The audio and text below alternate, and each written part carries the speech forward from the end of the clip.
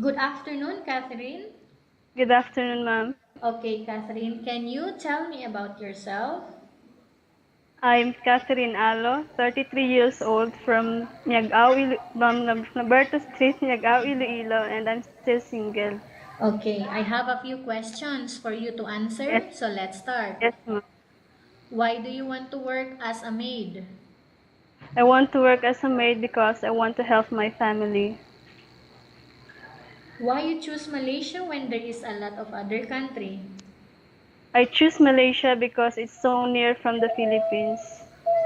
How are you qualified for this job? I am qualified because I'm willing to work hard, ma'am. May I know what your educational level is? I'm graduate college as computer and College of Iloilo. So you are a college graduate, yeah? Yes, ma'am. What is your recent working experience? I've been working in Kuwait for 2 years as a take care, care taking care of babies and do household chores, ma'am. Okay, so this is finished contract. Finish contract, ma'am. Do you have experience of taking care of elderly? I still not yet experienced, ma'am. So you are willing to learn. I'm willing to learn. Do you have any other special skills?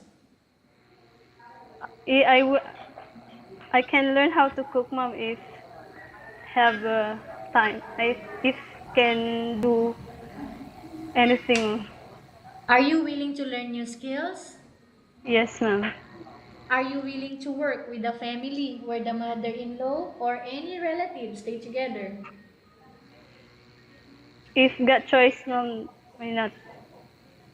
Are you willing to work with a family where the mother-in-law or any relatives stay together?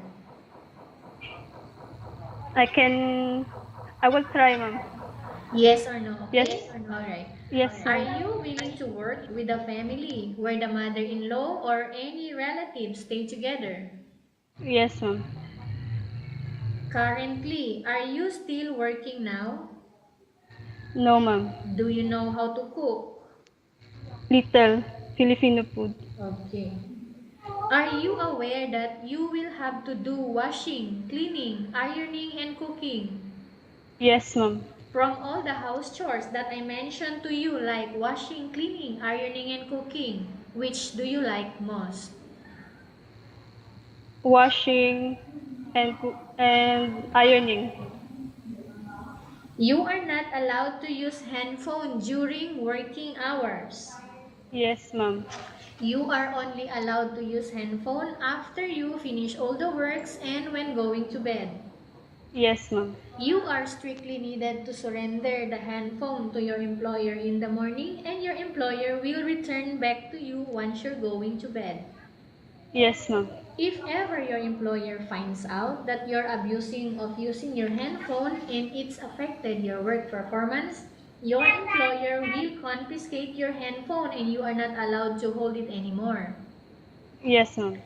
Instead, your employer will allow you to call to your family 3 times in a month. You only allowed to bring normal phone and you are not allowed to bring smartphone. Are you agreed for the terms and condition? Yes, ma'am. Are you agreed to the rules and regulation for the handphone?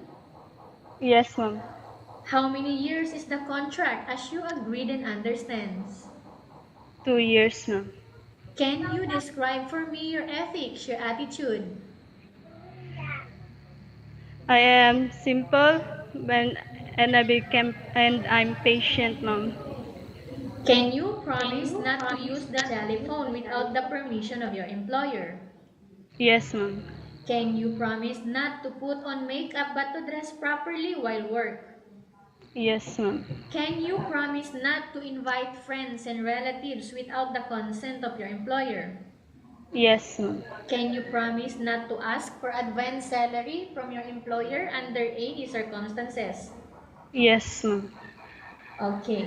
Do you really understand of the rules and regulation of the agency? Yes, ma'am. Do you pay any placement fee for you to come to Malaysia to work as a maid? No, ma'am. Do you have any history of sickness, breast cancer, or any other illness? No, ma'am. Do you suffer from any skin diseases, allergy, or physical defect? No, ma'am.